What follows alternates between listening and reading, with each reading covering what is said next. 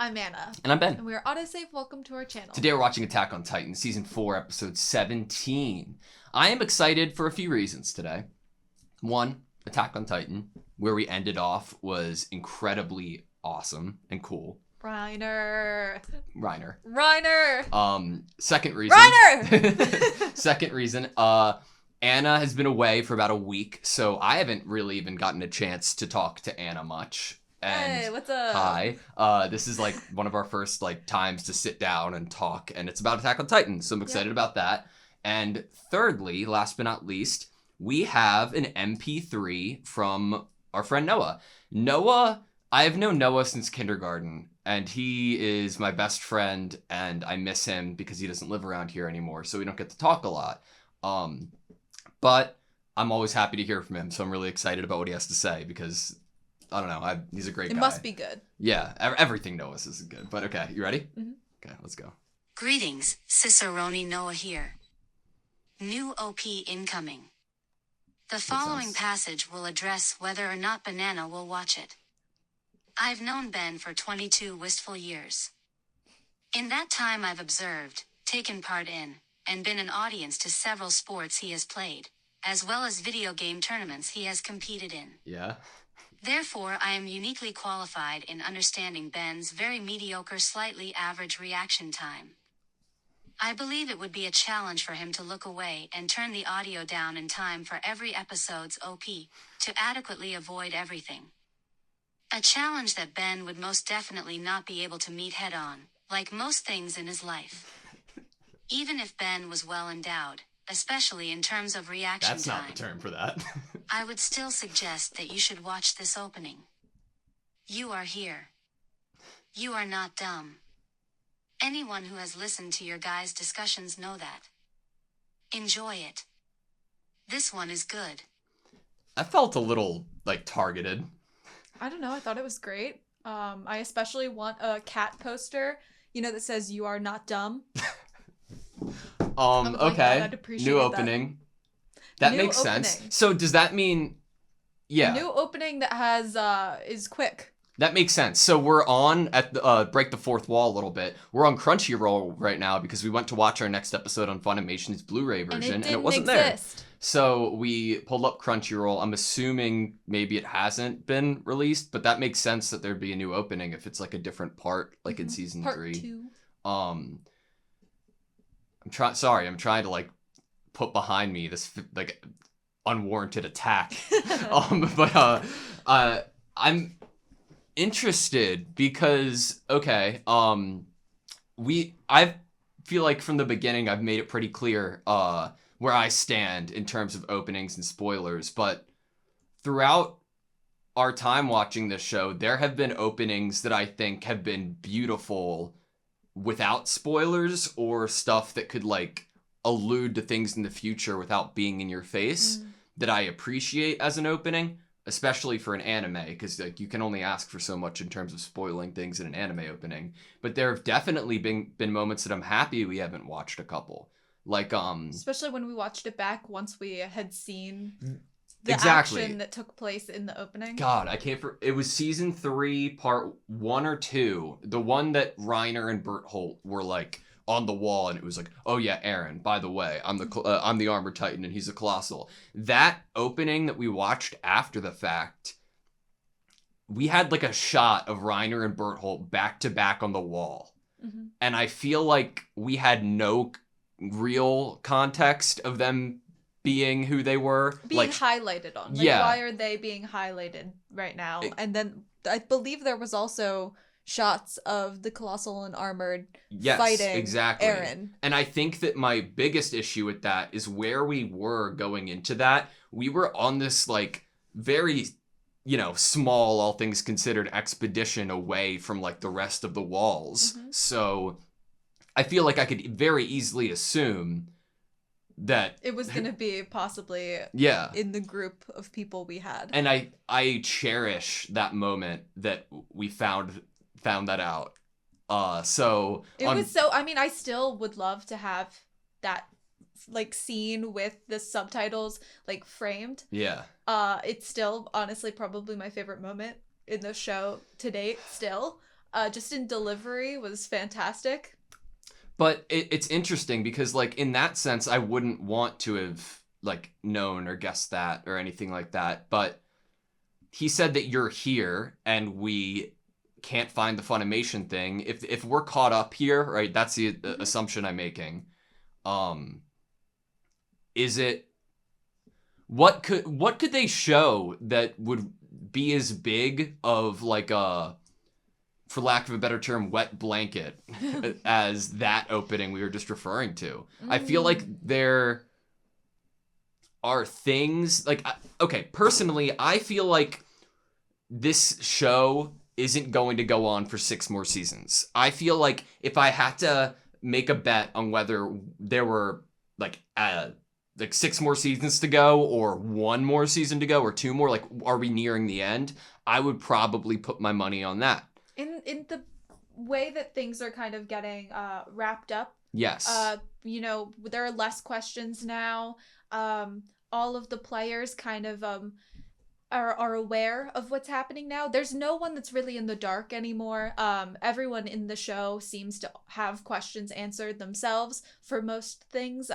They are not naive. They are not brainwashed per se anymore, any of them. So I believe that everything's kind of at a point where final battles will ensue.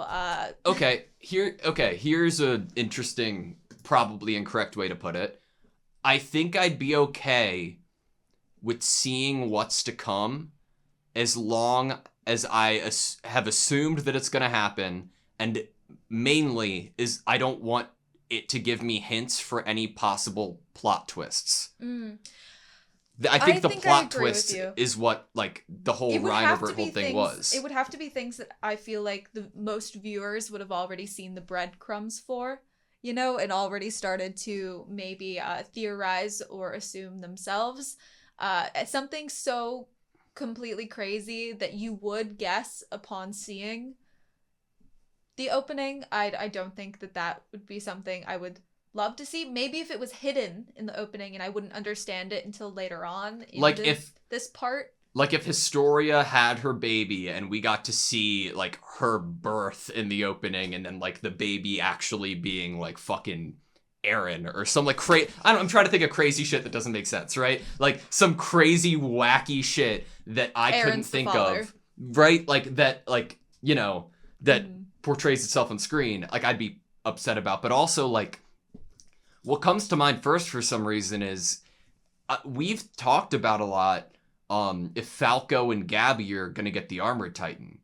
And which one? Or are they even going to? Is that something that even exists before the kind of ending of this story? If we saw an Armored Titan that wasn't Reiner, look like Reiner, then I think I probably, without even knowing what that would look like, would assume who it was. We could. I mean, just how they designed Titans. Most of the Titans, if you put kind of like a lineup of characters and then you held up a picture of the Titan, you could probably make a good, educated, observant guess of which person becomes that Titan. So I'd be pissed in that sense. It could be confusing if it was either Falco or Colt, though, because they're brothers. That's true, but, like, I'd be okay with some things. Like, I think that I can very easily assume that Eren is going to fight Reiner, Peak, and Porco. Mm-hmm. I feel so. If we see fighting happening, I'd be okay with it. Yes, because we're currently seeing that begin, like, about to happen.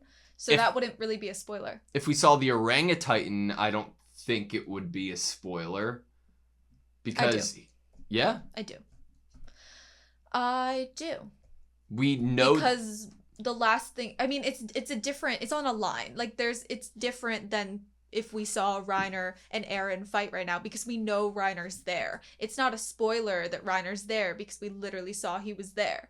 But last we saw of Zeke, he was really, really badly wounded and being put inside the stomach of a pure Titan. Okay, but if we didn't even see Reiner at the end of that, and then they would have shown him in the intro, I wouldn't have considered it a spoiler. It would just be something that I'd assume was inevitable. Well, yeah, if we're seeing Peak, then maybe they could have just shown the airships, honestly, and we might have theorized that who was on it. But I think that we would have probably assumed that a fight between Reiner and Eren was inevitable after last time. And just with, like, how their stories have gone. Yeah. And the paths between them, I think it is... I feel like if Reiner is to ever die in this story, it would have to be during a battle with Eren, Yeah. I feel like. If they showed Orangutitan, I feel like he has to be alive and that he has to meet up with Eren. And they have to have a moment together. I feel like it's like certainty. I feel like I feel like the rumbling, I feel like them commanding it and then unleashing what has been told, right? Like, I think that it has been hinted at enough that it's a Chekhov's gun, that there's no shot we don't see it happening. Like, I'm not saying that it's going to happen the way that we've detailed it or the show has for us, but I think that it's inevitable because it's on the table. We have to see it. We've seen outros of it. It's on the table, but I feel like it would be a major spoiler to me because we're about to have a battle, and that would tell me who's going to win right now. And, you know, I don't want to know yet which side wins initially in this battle and in the future. I would like to be like, wow, okay, these are the victors of, you know, and they get to accomplish whatever they want to accomplish. That's fair. It also would mean that maybe I don't think I'd want to see a handhold, you know, in an opening. Maybe in the future I would like to see a handhold, I don't know, but like in the opening, no. I feel like that for me would be too much of a spoiler of like, I'll just be watching this battle being like, okay, so how are they going to get crushed right now? But I feel like it's inevitable that it's going to happen, and it's inevitable the rumbling's going to happen, but we don't know the details that we're going to get there. Maybe we do lose this battle and like Peak and them like force Eren to do it. Is that really what the ending of the show is going to be, though? That Zeke and Eren get to accomplish their plans? I don't know if that is the ending for this show, and if it's supposed to be. Well, I mean, we still have the idea that That's Eren... just what their goals are. But we still have the idea that Eren might make a different decision, like, that Zeke doesn't know about when that happens. He's gonna do a stop before... And train stop before maybe Zeke's plan, maybe. And that wouldn't necessarily be shown by a handhold. But also, question for you though, if you think that would be a spoiler, what about the end credits that we've gotten previously of the rumbling? I believe it is completely lore. I mean, you think it's happened previously? No, I believe that it is from Marley has been telling this story for a long time and had drawings and depictions of what it would look like if this happened. Okay. And I believe that could purely just be from the lore and the history and the ideas that Marley has been teaching and passing down from what the king said. That makes sense. Okay. It's always an illustration. You're right. I don't know though. I feel like it's an assumption that's easy enough to make. For me personally, it's hard because it's subjective at this point, right? Like, I mean, that may be what the characters want to what have if we see happen, Levi alive? But that doesn't mean it's what the author wants to be the end game. You know, the actual thing that happens at the end. Would you be upset if we saw Levi? No, because I don't think Levi's dead. I don't think. But we didn't. But it's not like I wouldn't be upset if we saw Levi because it's an assumption that I make that he wouldn't have died like that, mm-hmm. right? But I don't know. It gets touchy, right? It's completely subjective. Annie. Okay, I'm an Annie fanboy at this point. I think that. I think it's because we've been waiting so long for Annie and we believe so. Like in our hearts, we believe. It's like Santa. Like, we believe in the miracle that is Annie coming back in the story. Oh, it's gonna happen. Well, okay, so I've said this before in a discussion. Part of the reason I love this show so much and get emotional about it is because some cynical part of my brain keeps waiting for it to fuck up and it never does. Mm. And there is no chance they would just forget about Annie. If they showed Annie in the opening, I'm okay with it. It's such an assumption to me that she's coming back. Like, she has to be. I don't know how or why, but I could just visually see in some of the visuals that they normally do when certain characters are going to get highlighted, like when Annie, you know, before we realized for sure validation that Annie was, Female the Titan. female Titan, and that she and Eren were gonna have a fight. There were shots of her in the opening kind of in this like very emotional, like looking to the side, Yeah. kind of imagery and visuals. And I feel like we could get that again for this opening. And I would not be mad at it. I mean, it wouldn't tell me the details, probably, of how she enters back in the story, and does she even fully, or is it more just we know what happens? Well, there's a to lot of her? contention there, right? Because I think that, okay, this is interesting because I think this might be the best discussion point for us, because I am an Annie fanboy, think she's coming back, but I don't know the motive. I tossed out last episode that there could be a potential connection between Annie and Zeke. They could go like 3 or 5 different routes with why, like what her motive is and what side she'd even be on. Like, at this is point. Annie even going to actually come back, or is it more that we will get a resolution to what is going to happen to her body and her power? Yeah. Because we have Porco there, with his strong jaw, and we've already seen Eren, basically crack an egg using the Jaw Titan. So I think that we'll get some resolution with Annie in terms of what is going to happen to her. I don't think I'll be mad necessarily if she doesn't like fully enter in the story as like a playable character. Yeah. Which I do hope she does, because I'd be interested for Armin interactions. Especially with the last conversation that Armin had with Eren about, holding on to those feelings and memories that are someone else's that is now within you. And do you even really care for Annie like that, or is that just Bertholdt inside of you? I'd be interested to have their interaction. But I could get that purely from Armin watching Eren eat Annie. Like, okay.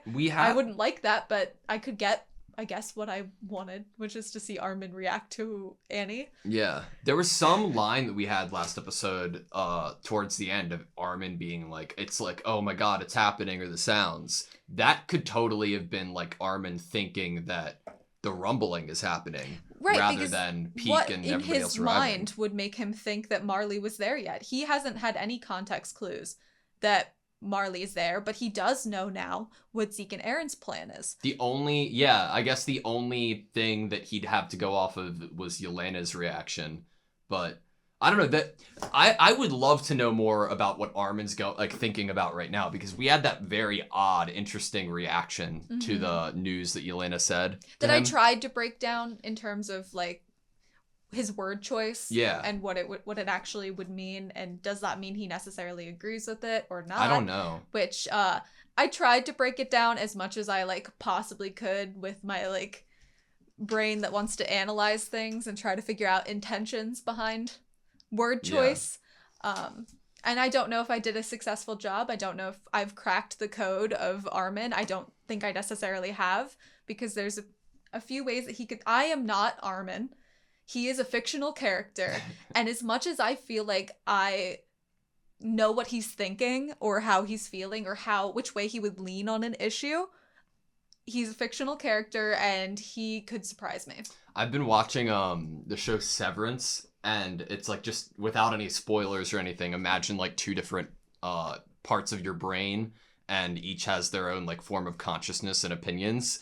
And oh my god, the fucking like problematic mind within Armin and like Bertholdt would be nuts. Like, I'm thinking about like Armin whispering to Bertholdt like oh, Annie's being tortured back in, within the walls. But then that memory is like within Armin now, and then there's feelings for it. It's so with fucked all up. of the Annie stuff in the pot now for Armin, there needs to be some significant emotional. Maybe it's as emotional as what happened to Armin, when we thought he was dead. Yeah. Maybe it's something where we watch almost through Armin's POV, something horrible happened to Annie, or Annie come back, and it's like maybe we will feel those emotions, and maybe in a way he'll also be wrestling with, are these my feelings and my emotions, or are these Bertholdt's? I would love to get into that. I have a question for you. Yes. So we had I was thinking about this throughout the week, how much of like a betrayal it must feel to Armin after that conversation with Eren, and I think directly back to the moment that Armin sacrificed himself to the Colossal, right? Mm-hmm. Could it be like a full circle type of ending that Armin decides to go against Eren and like he got his ass beat in a fist fight, but turns into the Colossal and like burns Eren to death. Couldn't like he you see- sacrificed himself What for if with Armin's the that. true hero? Yeah. Remember the episode title for him was Yeah. Hero?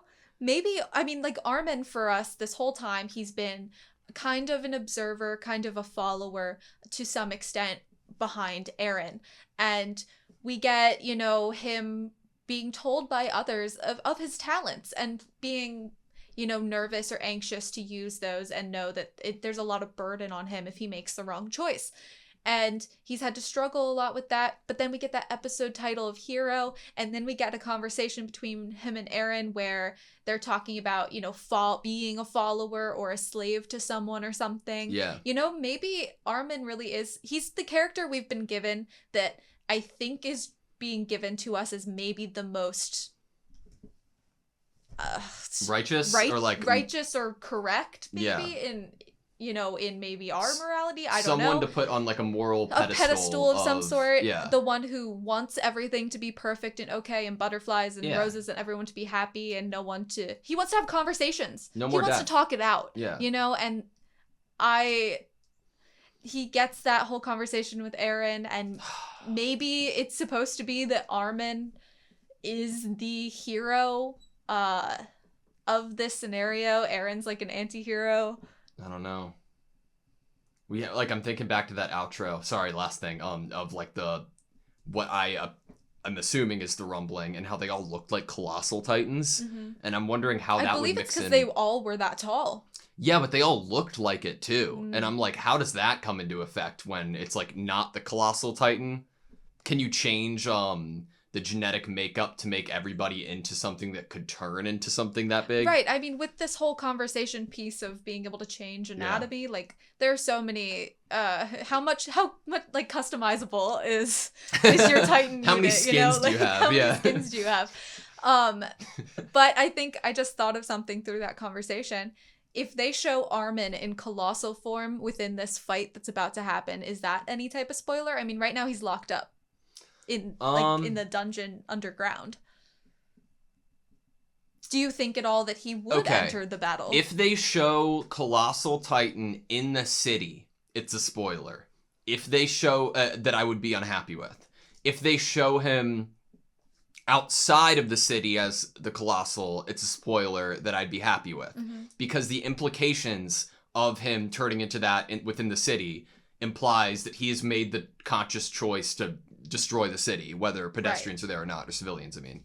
You know? They say that they cleared it out for the most part, though? I think so. Somewhat they cleared it out. But I just thought of something else. If Eren deems Armin an enemy at any point, possibly during this battle, and Armin is standing in the middle of the city as the Colossal Titan, but the rest of the Titans that are within the walls are the same size as Armin, and what if Eren chooses to somehow unleash that now? Maybe Zeke actually is around the corner.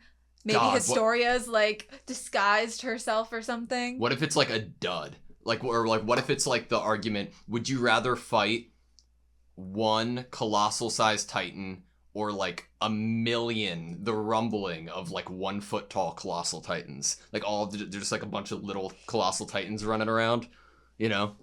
I think honestly, if I ever was gonna fight something like really, really big or really small that could kill me, I would probably go with the really big so that it went quicker. Yeah, or I could like do the whole, tie a rope around its legs and, knock it over. Oh, see, I was already in the pessimistic category of thinking that it was in fact going to kill me, and I would rather be gone. I'm not going painless, down without a fight. Quicker. All right, you ready? Yeah. Sweet. Is that Levi's fingers? Yeah. Is Levi actually dead? Oh, he is. Oh, he is. 一番の脅威が血まみれになってる。打ち込んでおきましょう。死んでるよ。至近距離から雷槍の爆発、内臓がズタズタになって即死で。見せてください。 Maybe she's just saying that? She could be trying to protect him. 測れる。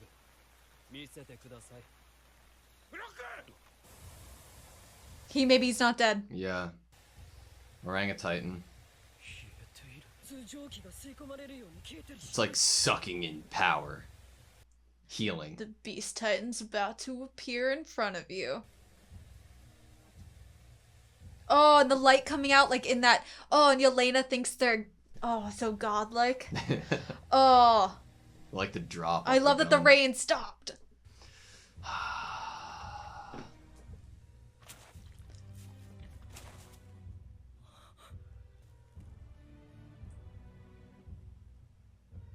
Look at his eyes.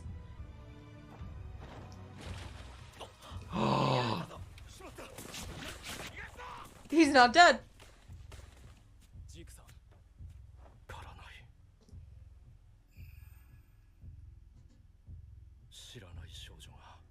What? It's like where Ymir woke up. Is that Ymir? Like the original Ymir?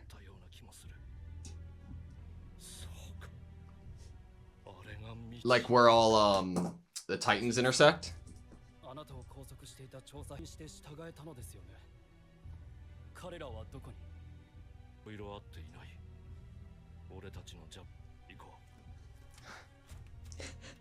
That's Marley's ass. No. That's Eldia's ass. Oh. Rumbling?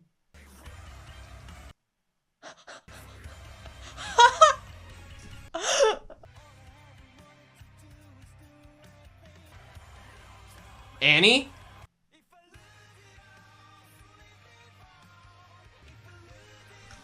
I'm getting a little emotional. I know. If I lose it all outside the wall.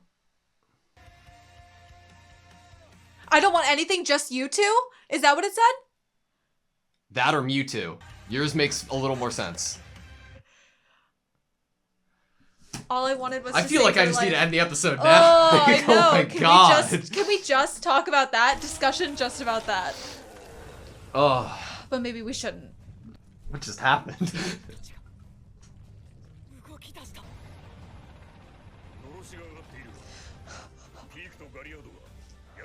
Okay. Oh my god. Look at him. This is the time of my life right now. He's perfect. It's He's the same thing we amazing. saw. I don't He's even perfect. care. Why am I shouldn't be like cheering on Reiner, but I have such a tough time because I love him so much. I'm just happy to be here. A cart? A cart for Tank? peak? Yeah, like a tank maybe for peak.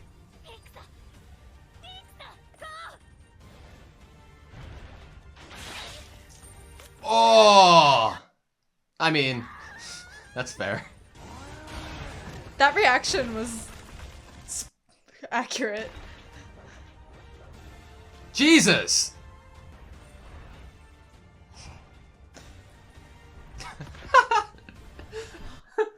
The design for the cart titan is the creepiest, most nightmarish thing ever.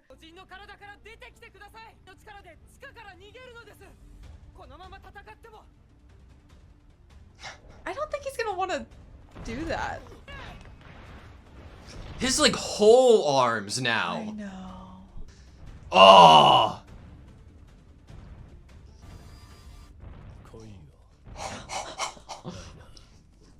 Look at him. Yeah, buddy. Yelena thought that he would listen to her because of the plan. They need both of them.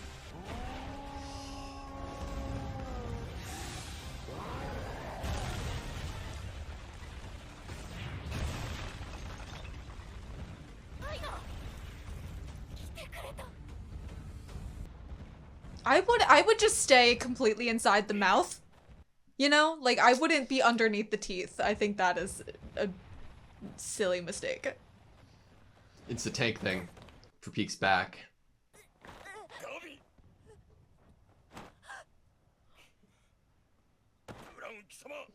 Aww.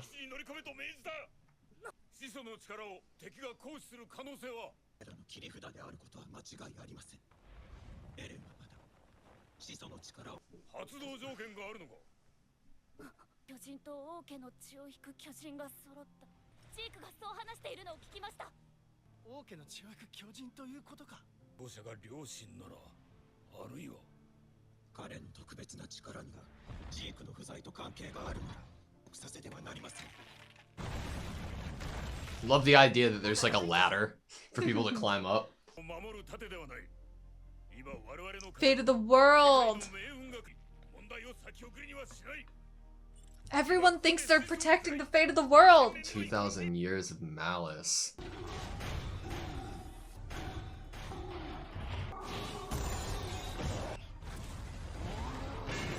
Oh. Whew.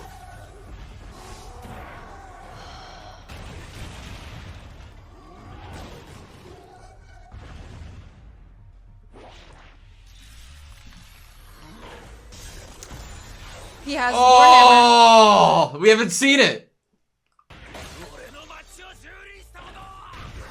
お前は一人じゃ脅威にならない。お前はここまでだ。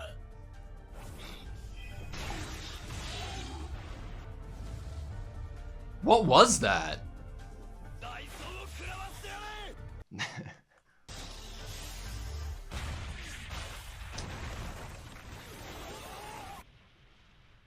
This must be really, like, upsetting for Elena. Oh! Sharpshooter. お見事です、マガト隊長。 Jesus. Oh my god.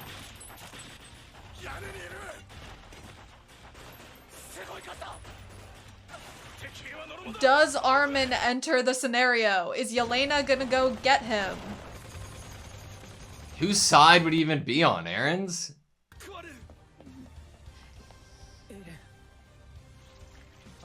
Armin's gonna protect the place he's from. What's his plan?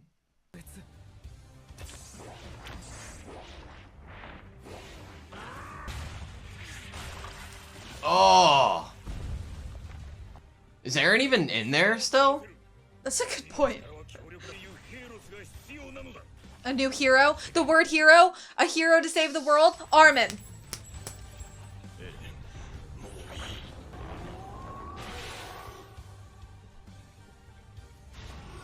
Oh, he's gonna use it!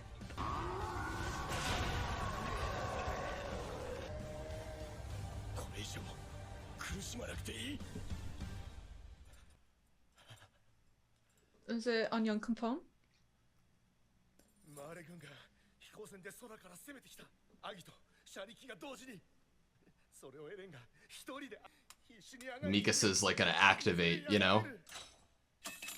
始祖がマーレに奪われる。なんだ。先んじゃねえぞ。裏切り者のくせに。すまない。だが家に逆らえば。裏切られるのは飽きてんだぜ俺。何？ベルトルト。何？子供を作る体になんなきゃならねえんだよ。Sean?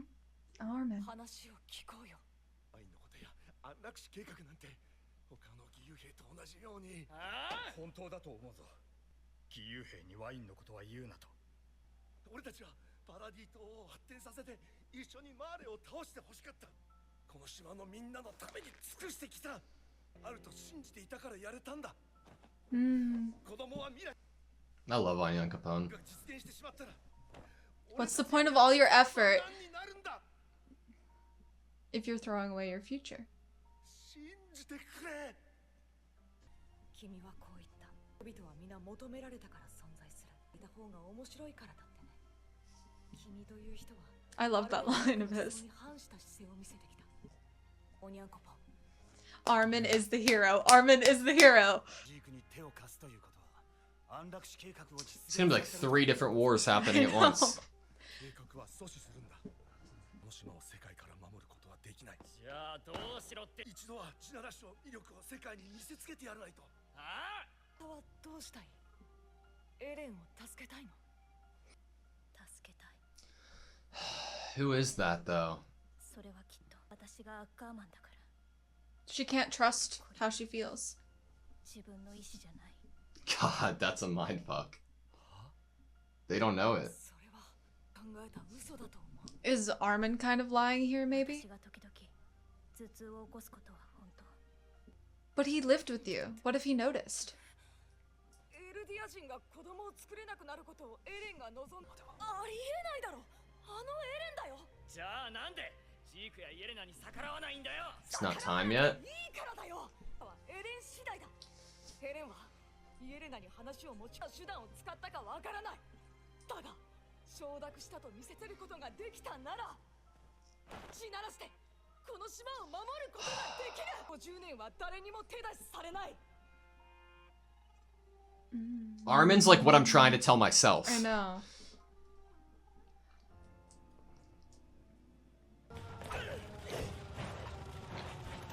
Jesus Christ!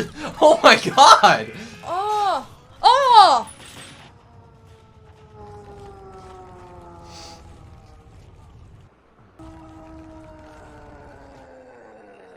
Are you serious? Fucking thanks.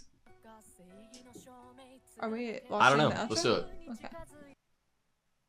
Whoa. Mm. Whoa. He like became the scarf. Back to the discussion. Okay, can we rewatch the opening real quick? Yes. I more so want to, not because of my like, oh, I want to see what it shows. This might have been one of my favorite like Attack on Titan songs. Period. Yes, it reminded me of the type of stuff I listened to in high school. Exactly. Thank you. Literally same. If I had watched this in high school, this would have been my like song Remember I listened to when on we- repeat all the time. Remember when we first like met and then started like texting and stuff and sharing music tastes? Like we both like kind of related to the same type of high school-ish genre we liked. And this is like exactly it. Yeah. Okay, I want to listen to it and watch it. So good. It's the chorus too. It's like not you know? even loud enough. I need it louder. Where's the karaoke version? I never wanted to be the king. To save your life. That's Annie breaking out for sure. And then that was Annie in Female Titan form. yeah. Right? It's coming soon, right? And I think I was right that that's Ymir. Whoever it was the same girl that Zeke saw. Uh-huh. Oh, and they show us this Yeah. shot that makes me want to cry. You could even see like Ymir, Ymir and Historia. Krista. Yeah. Just you two. That seems like a spoiler that I don't want to look at. That like that's still inside of Aaron's eye. You know what I mean? It looked like colossal titans and then something above it. Every episode, obviously, we're going to be watching Seeing this it again again and and seeing again more. and again. We're gonna maybe understand more and focus on more each time. This song. The song, I loved So it. good. Okay, anyway, that was Attack on Titan, Season 4, Episode 17. It was. That's what it was. Before we got this monster of an episode, you had written down something in your notes that you wanted to talk about after last episode. I couldn't sleep, which is like a common occurrence, I would say, probably for either of us. Mhm. We both experience this quite often. I think it was 4 a.m, something like that. Couldn't sleep, and obviously, what am I doing? I'm thinking about Attack on Titan. Like everybody. Like everybody does. And I haven't really like reread this necessarily. I thought it'd be more fun if I just read my 4 a.m. Insomniac thoughts. Yeah. 4 a.m. thoughts. So it might not be as articulate or coherent Let's as hear it. I normally would like to be. Okay. I had to like take like a big swallow like before I read it. Intending to do bad and doing bad. Intending to do bad but doing good. Intending to do good but doing bad. Intending to be neutral and doing bad. Intending to be neutral and doing good. Intending to do good and doing good. It's Okay. all subjective within the confines of this fictional world, and all intentions will either mean something big or nothing at all to others in terms of validity and personal morality. Some people don't even care about what one's intentions are. They judge someone based on the action of bad or the action of good. But the good and the bad, and which is to be decided by the specific characters themselves, and up to the viewer to dissect or understand how the character views the world and the people around them. A thought becomes a goal and then becomes an intention that is then acted upon, and then there is a response. And the intricacy that follows as the dice is tossed, and as the viewer, you watch a thought and intention turn into an action, and then you get to watch how the whole world, or maybe just one specific character, reacts, interprets, judges, and then responds. It's awesome. I love that. What you were saying made me think of something that I haven't thought about in a couple of seasons that I'd love to try to go back to and talk about, because it reminded me of it. Do you remember in season 1, episode 23, what Annie was saying to Armin in that alleyway? There was some like dispute of like good or bad, I thought. Possibly. I mean, it is a very common theme in this show. That is, what is good and what is bad, and it's all subjective. Yeah, but I felt like there were some really good lines. Do I really look like such a good person to you? And Armin says, like, yeah, a good person. Well, I don't really like that term. Interesting. I love that you remembered this. It just seems to mean more. Yeah. Who's good for you. It just seems to mean someone who's good for you. It's all subjective. And I don't think there's any one person who's good for everyone. Oh, you're so good for remembering this. Then to me, you're a bad person, right? If you don't help me and do good for me, then to me, you're a bad person. Oh. It's like the choice of words. This brings up so many like things that we've been talking about in the last couple episodes. Yeah. And it's kind of fucked up that he was having this conversation, and obviously we know the outcome of it. And we know that Annie's probably coming back. Is Annie going to be a good person to Armin or a bad person to Armin? I remember loving that interaction. We did love that intro. I'm so thankful and proud and appreciative that you remembered that conversation having any sort of tie into what I said. Well, like it like accentuates the literal fact that there is not a good person for everyone, and that there is no such thing that will ever exist. Right. I mean, especially with what lines we got in this past episode, where Zeke has a plan that he thinks protects the world and saves, children from suffering. Yeah. And General Magath says that, we need to do this in order now, not just for Marley, but for the entire world. Yeah. And it's like everyone thinks that they are doing what's best. Of course. For saving the world. Everyone thinks that. And if you think about that on a one-dimensional level, like it's very cool and great, but it's so believable because we've had intentions and character development and growth and learning new information over the past 4 seasons that has led each argument and point of view to have something that we could try to grab onto to see why that this person would think that that's the best option. And that's what makes the story so compelling. What in their life, their experience, nature versus nurture, Yeah. What has made them into the person they are, and why do they think the way they do? Yeah, it's great. I feel like for my sake, I want to try to go a little bit chronologically through this episode. That's fair.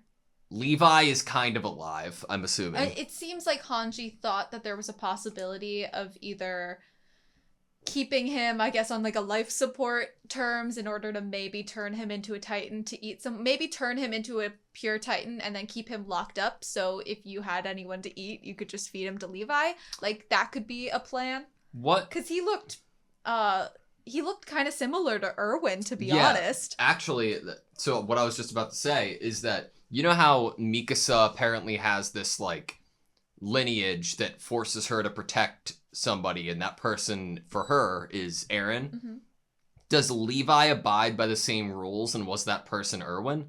Because if so, Levi broke that fucking shit and sent him right to Orangutan's rock-throwing face. Well, I believe that the only reason Mikasa has that is because Eren has the founding Titan. Really? Yes, I believe that's what Eren was saying. That makes sense. Gotcha. And I think that's why Mikasa believed it was because she loved Eren. Yeah. And cared for him so strongly. But she didn't always he didn't always have the founding Titan while they've known each other. Right.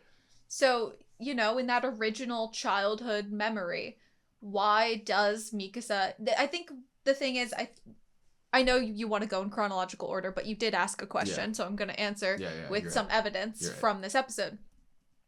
Armin is trying to argue to Mikasa that Eren was lying to her. In terms of, like, Mikasa, you only do things for me and your power only comes out because I have the Founding Titan. And Mika says, well, he said the headaches thing. Yeah, how do you lie to someone? You say a truth. Yeah, you know? well, yes, we've been over that. That's the most believable truth. So, you can't really just believe him, well, because he knew you had headaches. Like, what girl doesn't have headaches, you know? Operating under the belief that he is telling the truth and what he said was true, then it would a little bit contradict the fact of Mikasa doing something like that and protecting Eren because he has the Founding Titan powers. Because the first time that she ever did it, the first time that she broke, Eren didn't have the Founding Titan powers, and that was when she first defended Eren and snapped. And I think that maybe you could make the argument, if we're going by the standard of Eren telling the truth, that maybe in some roundabout way, he has always had the Founding Titan power because the paths all intersect, and since he has it now, he could potentially have had it as a kid, if that's the route the story goes. But agreed, and we'll get there a little later on, about there being a lie that was based in truth to make the lie more believable, because that is definitely a theme that's been apparent the past few episodes, and I think that there is a lot of credence to that theory through Armin's face in particular once we get there, you know. I know it's kind of early to say, like, I guess how I feel in terms of what are Eren's goals, but I believe that opening has definitely, like, given me a path that I felt I didn't have enough evidence to go down yet, and now that opening kind of, the song specifically, gave, I guess, credence to whatever evidence I did have or whatever feelings I did have to go the route that I am now currently going in terms of, like, what are Eren's kind of true motivations. So let's talk about that, Eren's true motivations, right after this bit, because it's the next thing chronologically, the opening. So right before the opening, we have Zeke's interaction with Flock. Yes. And Flock is asking, he's doing a really good job just, like, looking Zeke in the eyes. Well, and we saw Zeke's ass. That was pretty nice. But Zeke has this, like, look in his eyes. It's very similar to Eren's eyes, to be completely honest with you. It reminded me, though, of, like, when the Founding Titan, like, you know, those eyes where they, like, it seems like they're not even looking at you. Yeah. That's exactly what, like, Yuri's eyes almost. So I wonder if that was, like, an intersection there of the paths, because it's immediately preceded by the, you know, memory? For that pathway vision that he had of being in there and being almost cared for in that way, is that because he has royal blood that he would get that treatment from what I am going to assume was the original Ymir? So let's try to figure it out. We see somebody who is blonde and has a headband who is not Annie. I retract my statements and theories from last episode, so apologies. There's a strange girl building my body out of soil that looks like sand, to be fair. And it seemed like she was almost like piecing it back together or making it from its broken self using water and sand to maybe like make like mud, right? I was in some strange place watching it happen. Very similar, if not the same place that Ymir was at, right? I don't know if that means Ymir was put back together. I don't know if that, like, in the same way. I don't know if this is, like, a very special thing that, since it could be the first Ymir, right, the Ymir, that she is able to use and control the full ability of the Titans, so she was able to have an effect of that other Titan we saw that put Zeke in its body and, like, try to rejuvenate Zeke more. I mean, in a weird terms, it's like returning back to the mother or something. I believe that one Titan was the only female too, in terms of like the people that were watching Zeke with Levi. So interesting that that's the one, I believe. I mean, I could be totally wrong, but it's like it has to be the first Ymir to me for there to be someone else that it like basically lives within Narratively. this path Yeah. narratively.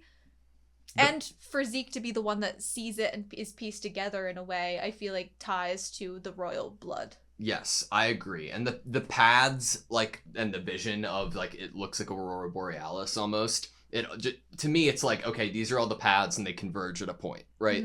And if this is Ymir, which I think we're gonna assume it is her rebuilding and putting back together Zeke, is that an image that always happens to people, but Zeke was able to remember it because he has royal blood?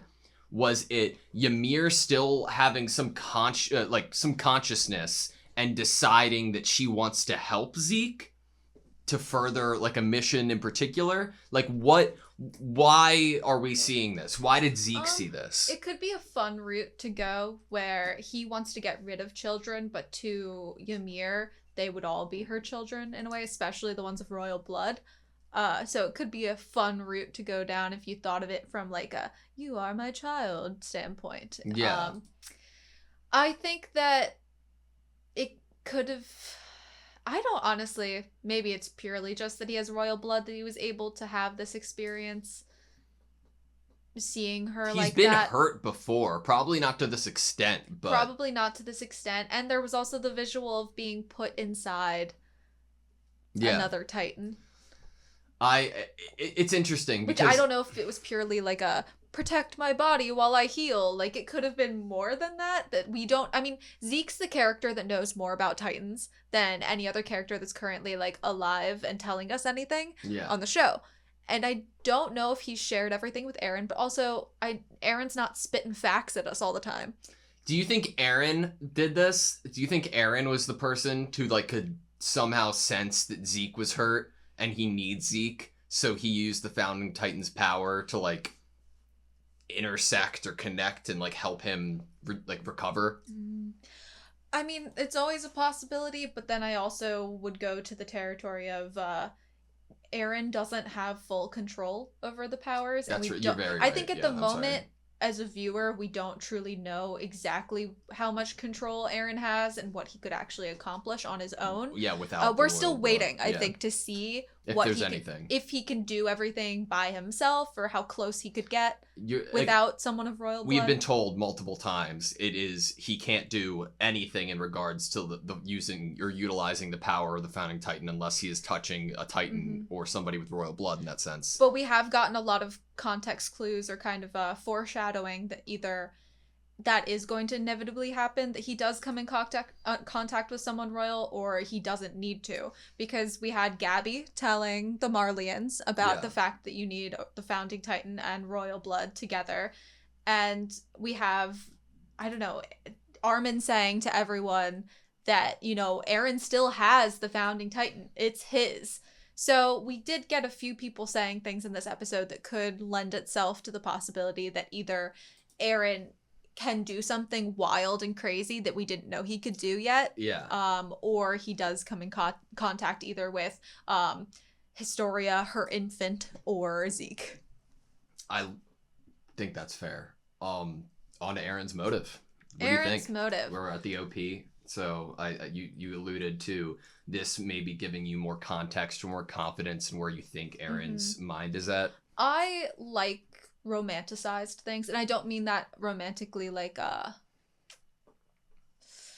what people would normally term like romantic love. I don't mean it in that way. Like romanticized is more like a beautiful kind of idea, platonic love even, a very loving idea. I like, my mind wants to go and my heart wants to go the route that when Kruger initially said Armin and Mikasa, that it was supposed to mean to us that these are the two people that Eren would never ever hurt.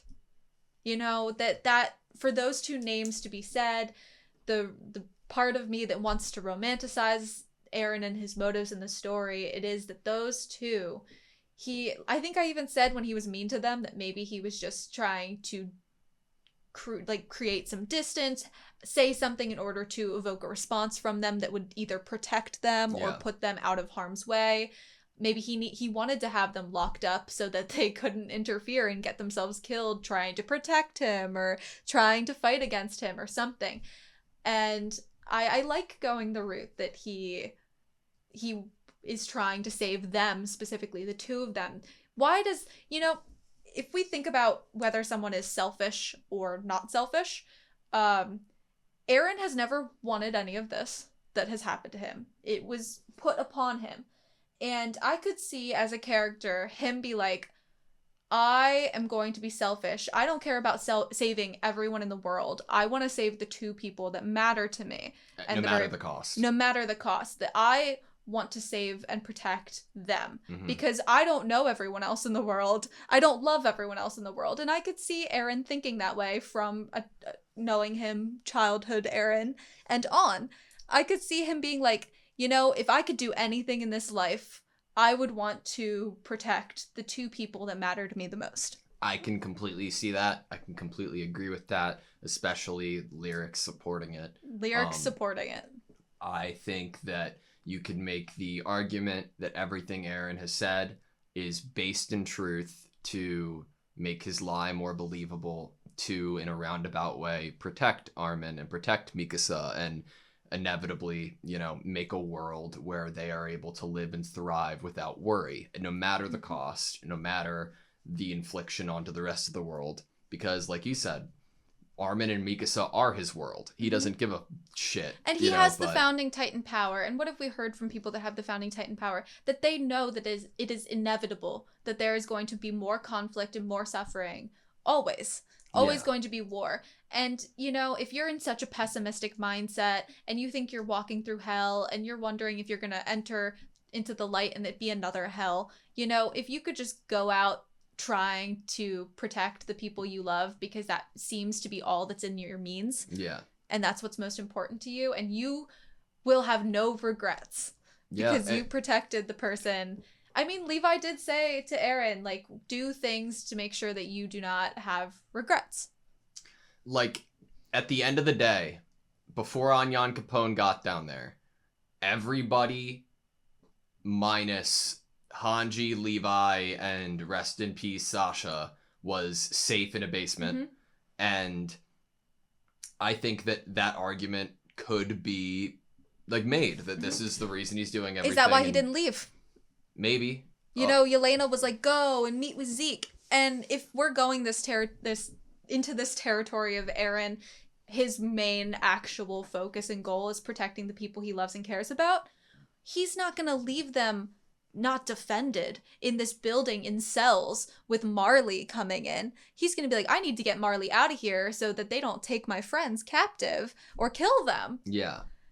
So, like, is this like a big rug pull that will inevitably happen to just Zeke? Or do you think that Yelena is ever going to have any doubt about, like, Aaron's belief in how it might differ from Zeke's? So that's a really good question because it gets into kind of Yelena's character of, like, how she, in a religious way, if she viewed Zeke as almost like given a power or a mission in a godlike way by a god, and she sees them as these brothers that are going to do this, where she's also placing this kind of godlike admiration onto Aaron as well, that he could also be someone that saves everyone and does something glorious.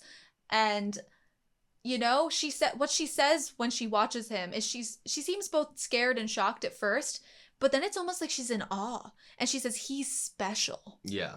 And I'm like, maybe Yelena wouldn't actually be too upset, if Aaron, she'd probably be like, okay, they're both trying to decide who has the best plan. I don't know. She sees him and she thinks he's special. It's not really her place, and she probably wouldn't feel like she could judge because they are above her. It could be like any decision that they make is godly and correct. Yes, and maybe Zeke would agree with Aaron in whatever he chooses to do right now, and I couldn't know because I am just not godlike like them, and I am underneath them, and that's how she views herself. So maybe she just won't judge him because she doesn't feel like she has the place to judge. Do you think that if Aaron isn't what has been told to us in the past few episodes and is going down that route that we just said about wanting to save everybody, do you think that he has made the right decision throughout his actions to get to that end goal?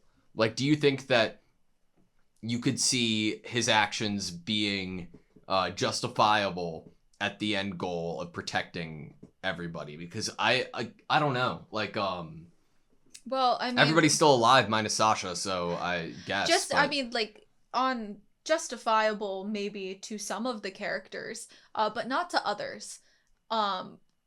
It takes me back to when he did the attack in Marley, and Mikasa was like, Eren, there were like innocent people and children here. Yeah. Like, I don't think, and Eren is willing to, literally, he said he's willing to walk through hell. He's willing to get his hands dirty and do the horrible things that he deems bad, that Eren deems bad, in order to make it so the people that he loves don't have to get their hands dirty in that same way, or that they don't have to suffer. Yeah. And I believe that when he says that sort of thing, that's where my mind goes. Like, also, I think it's important to bring up, like, within saving friends and stuff. We've talked about this, like, the past 5 episodes. I still think that there's something within Historia and, like, a conversation that she and Eren might have had of Eren wanting to protect her as well. And the only way to do that is to get the power himself, you know? I mean, like, Historia is one of our, like, I think main pieces of evidence or devices of evidence that Eren strongly advocates for protecting the people he cares about. Yeah. He will stand up in front of everyone and proclaim, you know, how much he wants to protect them, or that they shouldn't hurt these people, and he'll try to come up with ways to protect them secretly even. And he'll try to come up with ways to protect them secretly even. Like, he purposefully withheld information about Historia that might have possibly been for the greater good to share, but he chose, I'd rather do something for the good of the person I love and not the greater good of everyone. Yeah.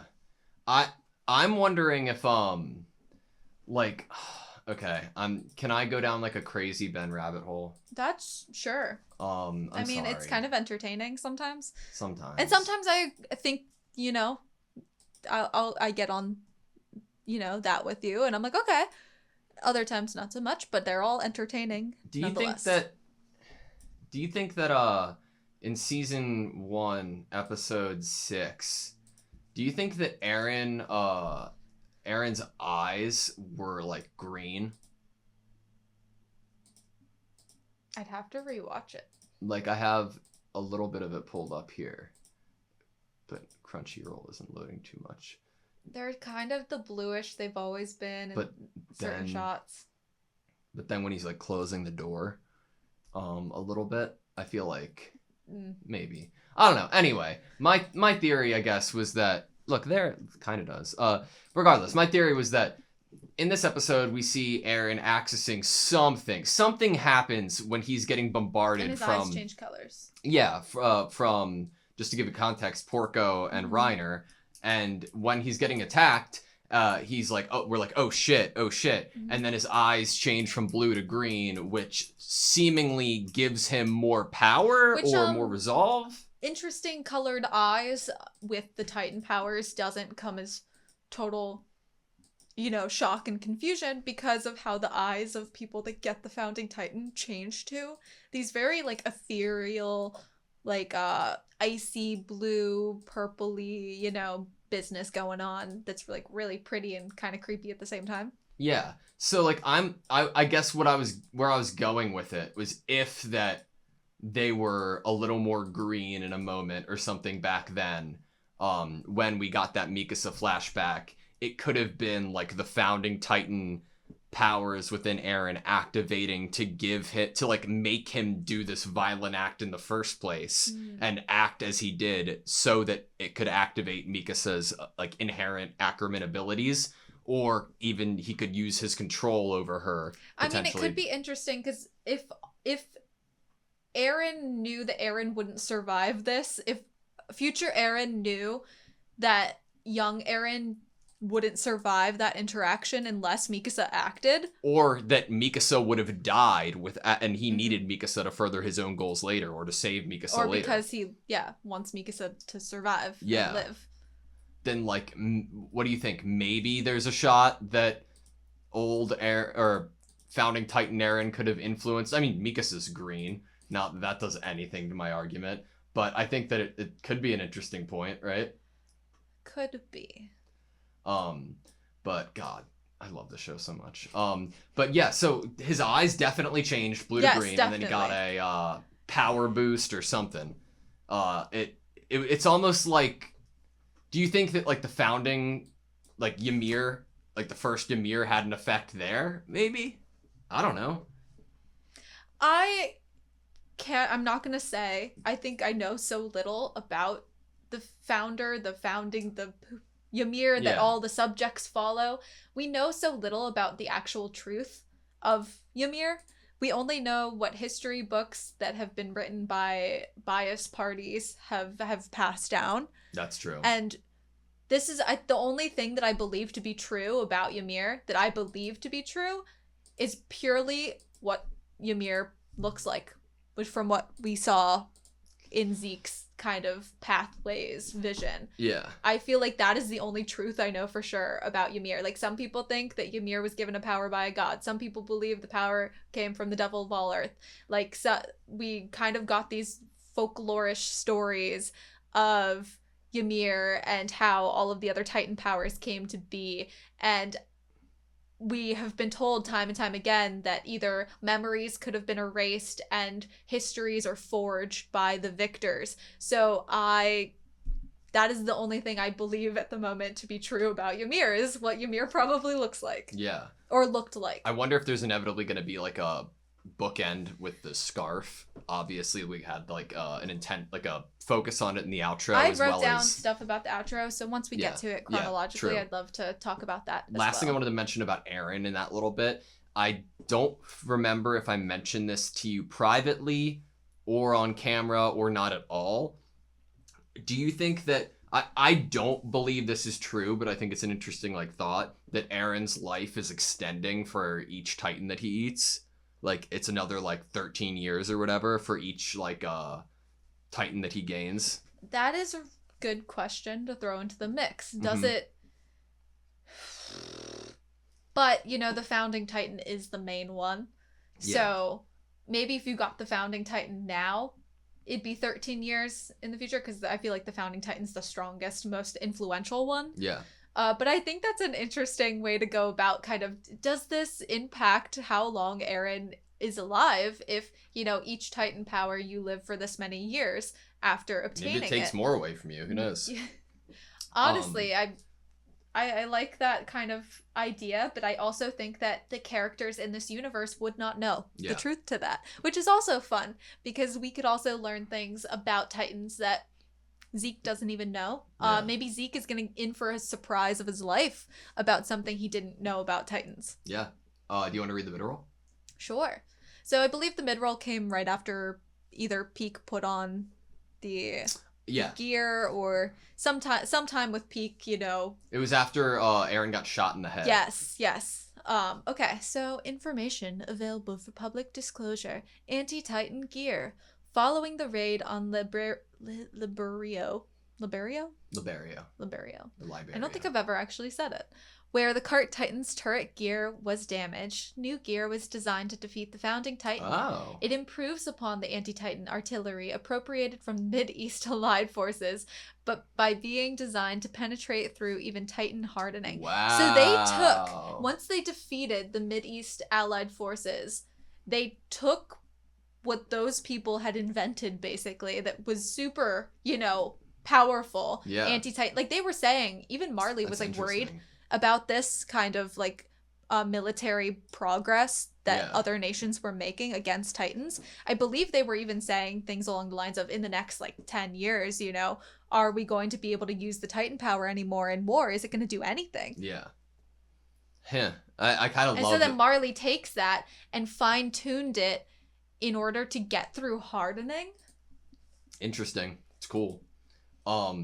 The last thing I have in my notes is like towards that end of the episode when Armin is having that conversation with Mikasa. I have something right before that, then. Okay, what did you have? So I wrote down what Onyon Capone said, which was, what's the point of all of this effort that we are all doing if there is no future? You know, if there's no future for these people that we're putting in effort for, what is the point? For the children. You know, and I completely was like, yeah, what is the point of all of this effort? I mean, obviously Zeke thinks the point is to make sure no one suffers anymore. And I'm like, okay, but maybe you should think about that a little more. Yeah. You know, not everyone's going to agree with you, obviously, about that. Hence some of the conversations that were had, you know, after Onyon Capone let everyone out. But I really liked that take of like, this is a good take. He places himself in this place of, I came here in order to kind of protect you guys, save you guys, work together with you guys for the future of your people. And Onyon Capone and Yelena come from an interesting background. They are separate from Marley. They are peoples who their nations fought Marley and were wiped out. They were captive. They were treated similarly to Eldians by the Marleyans. And maybe they see this as like atonement in a way, or revenge, or the ultimate, like, I was saved, or I'm able to have my life continue on where I can impact the future, and I want to protect these people that are about to get wiped out in the same way that my people were. Yeah. And I think that is a really beautiful place to go. Well, it's kind of like it's beautiful and surprisingly deep and real and believable from a character that we don't get a lot of screen time for, Onyon Capone. Every screen time we've gotten from Onyon Capone is basically like, I completely believe this character when he's like, when Hanji kind of sat down across from him. I feel like he's like Hanji's like BFF. Yeah. Honestly. I trust Onyon Capone, actually. I do too. Like, I trust that he didn't have any true ill intentions, whether, you know, like I said in my little phone piece, whether any actions he did were good or bad does not super matter to me. I am a person that cares about intentions to some extent. You know, maybe will judge on the action depending on how bad it is, but I do care to know people's intentions. It's an important piece that makes up a full perspective. A full response. Yeah. I think your response will be tailored to all factors and evidence that you have.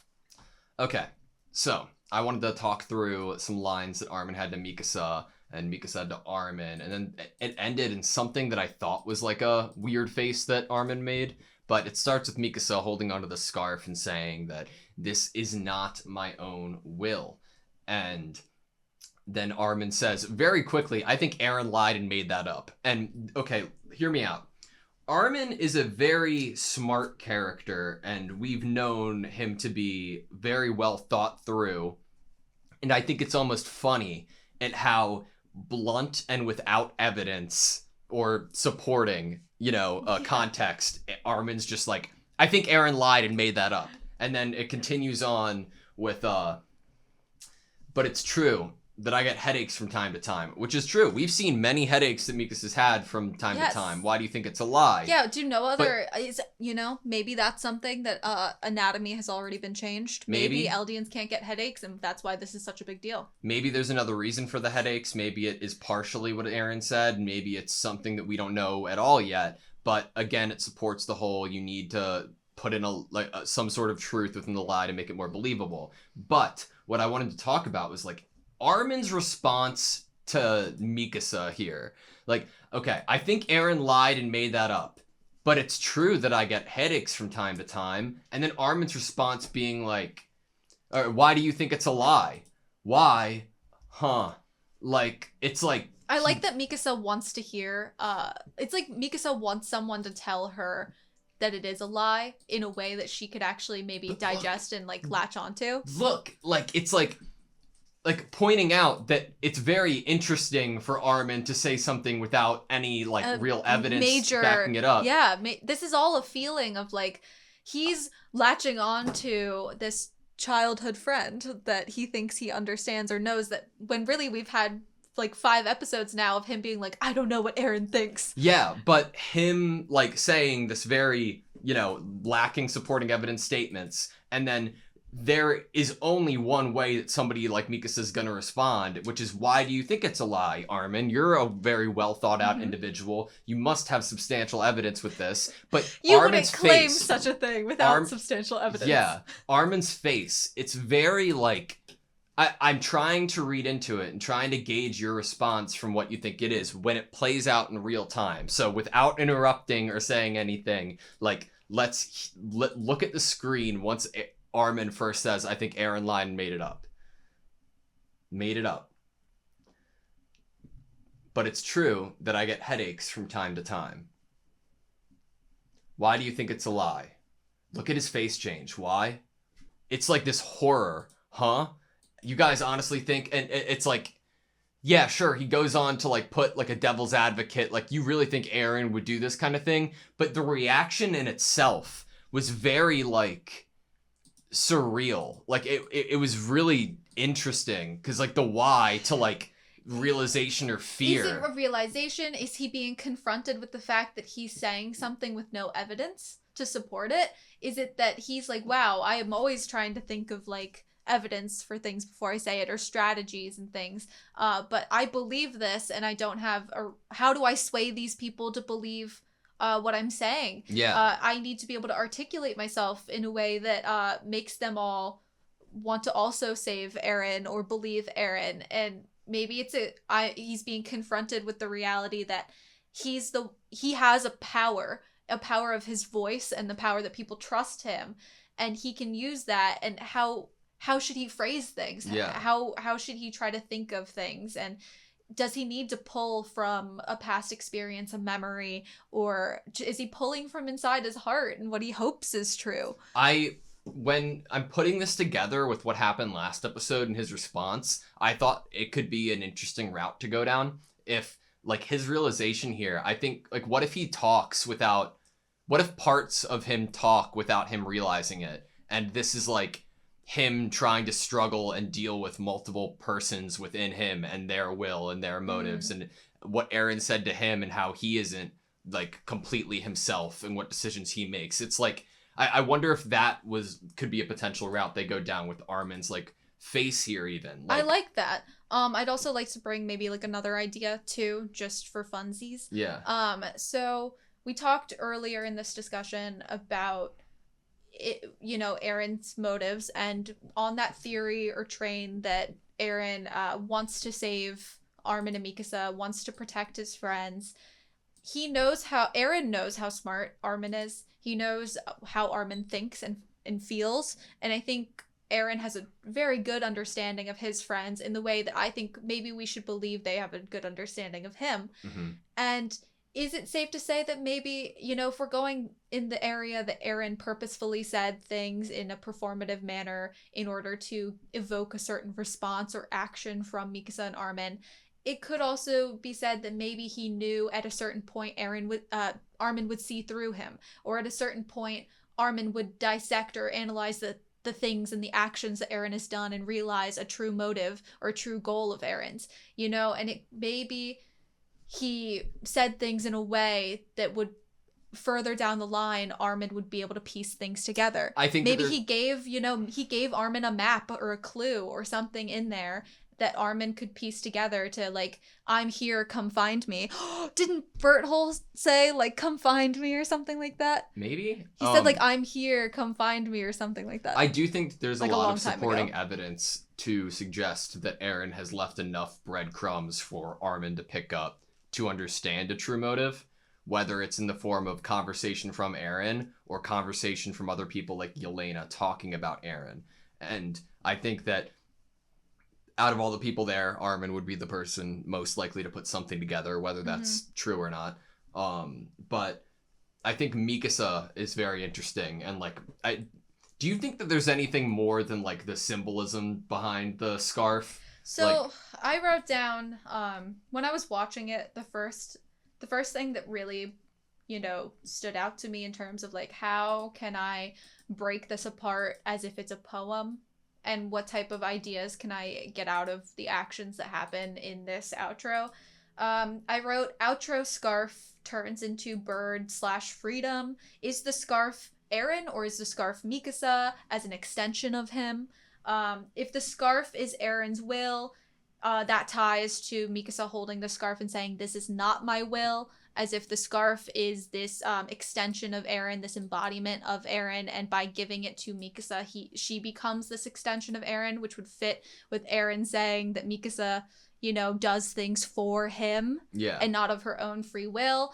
Is this scarf turning into a bird basically Eren and Eren's will looking for freedom and looking for freedom for everyone, for just himself, I don't know. for those that he loves? It's like, I wonder if Eren wants to just like give life in like a really roundabout way and give life to Armin and Mikasa, or like a fresh start, or like a chance where they don't have to worry whether or not they want that or not. But like the ending makes me think like, I don't know, like Eren is willing to lose it all at, the cost of something that I can't imagine, or I'm having trouble or in a hard time imagining being, oh yeah, all Eldians can't have kids, period. I think Eren's kind of said what he wants for people. Yeah. What he wants for people is for them to be free, to not be slaves, and to not be livestock. Yeah. He has said that. And if these are the people that he cares about, then he wants them to have those things. And the imagery of the scarf turning into the bird, I think, really fits with that. It takes you back to episode 1. Eren looks up at the sky. I believe there are birds in the sky, and I believe that's when he starts kind of monologuing in a way about, feeling like they're trapped in here. When I'm thinking back to like some of the harshest things he said was like, why, like it's always pissed me off looking at you, just cattle. That is 1,000% true in a sense, right? Like, but is he pissed at that? But is that where the lie is? Is he pissed at them for being it, or? I think that it's almost undisputable based off of what Eren's talked about in season 1, that they are all cattle and they've always felt like it. But you can use that and twist it into a more malicious way of saying things. And I think that Eren might have. Like, Mikasa and Armin being cattle could easily be them living in a world where they are under some, like, from within the walls at the beginning of the show to even now, like, other forces are dictating their actions and lives based on other countries, war, like, I think it could be another, lie based in truth. Mm-hmm. Their own internal compasses, even. Eren has kind of cast aside everything except, to move forward. Yeah. In what he knows to be true. Make sure he's not following anyone else's ideas or design. He is following what he wants. That's what he's doing in his charging ahead. I know Zeke said in this episode, like, we're just moving ahead, forward, aren't we? Forward, Eren. Yeah. But they keep moving forward, and they keep the same imagery probably for both of them, but that doesn't mean that you can keep moving forward in different directions, Yeah, and both be going through hell to, see if it's the light at the end of the tunnel. But that doesn't mean the light is going to be the same for both of them, that would be the light, that would be the greatest outcome. Huh. God, I can't wait to rewatch the series. I know. I wrote down, is there more to the Attack Titan? That's like the last thing. It's funny because like I was just about to wind down a little bit and ignore a thought that I had, and that thought being like, man, I wonder if there's ever going to be more importance on Kruger or Grisha, because like there's so much like action and motive and story there that happened that I feel like are they just the device? There has to be some. Yes, they could be, but part of me believes that there has to be something to set it all into motion. There has to be like the first domino to fall to circle around and get back to where we were. Like, was Mr. Kruger saying Armin and Mikasa, and just because that's how the paths connected and we're never going to get anything further? Or are we going to see why he said it? Or is it a line that actually comes out of Aaron's mouth? Yeah. You know, that would be cool if what it came out of Kruger's mouth and he was like, why did I just say that? But what if almost identical a line comes out of Aaron's mouth? It would connect it, right? It would be pretty cool, I think. I agree. I just don't know if it would be like an intellectual decision to set this into motion, or I don't know. I have a lot of thoughts in regards to this show because it's so cool. I mean, that's what the show is good for. That's why it's so amazing and so Yeah. awesome, because of all the things that you can be thinking about. Part of me is really sad if this is like, if we are catching up. Like, I love watching the show so much. I don't want to lose it. I'm scared. It's that like I nothing's don't gonna want be it able fill to. the void. You what? I'm scared that nothing's gonna be able to fill the void. Oh, I know, but I don't want it to. But I don't want it. It's like that issue if you don't want it to end, but you don't want it to drag on where like the narrative's kind of ruined, or Yeah. it just feels like they maybe should have ended. Doesn't it feel Before like we're that- coming to an end a bit? It does feel like it. Like It does. like if I, again, in the intro, like if we had to say if it was gonna go on for 6 more seasons or 1 or 2 more, I'd definitely say it's coming to its conclusion. You know? Mm-hmm. One way or I another. don't know what that conclusion is, and I think I'm gonna just theorize that whatever Aaron has in mind for this story is for his story, for his life, is probably going to maybe be the ending. I saw something the other day, and it was kind of like a silly little quote on the internet, and it was like, just because they're the protagonist of the story doesn't mean they're the hero of the story. And I thought that was interesting. Well, that's true. Mhm. I've seen a bunch of things. I saw a quote the other day too. It doesn't apply to any of this, but I thought it was cool. Beautiful things don't ask for attention. I like that. Yeah. Beautiful things don't ask for attention. If I don't know. Anyway. Sounds like a fortune cookie. Thank you guys so much for watching this video. Please like, comment, and subscribe, and we hope to see you next time.